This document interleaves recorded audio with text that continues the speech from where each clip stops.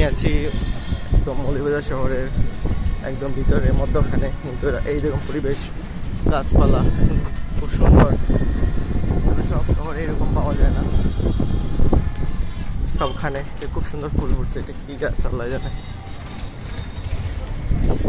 প্রতিটা বাড়ি আসলে গাছপালা, এরপরে আপনার সব কিছু দিয়ে সমৃদ্ধ। চারিদিকে সবুজের সমারোহ। এগুলো পুরাতন আব্দুল মহিন চৌধুরী অ্যাডভোকেট পুরাতন বাড়িও।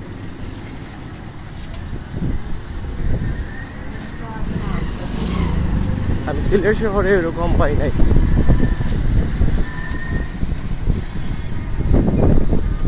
বাড়িঘর গাছপালা দিয়ে ভরা।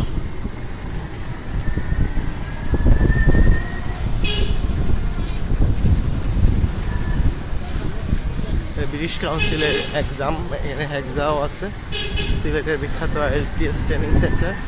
এখানে ব্রিটিশ কাউন্সিলের এক্সাম হয়ে থাকে, বা কোনো যদি এখানে জায়গা সংকুলন হয় তাহলে অন্য জায়গায় নিয়ে যায়।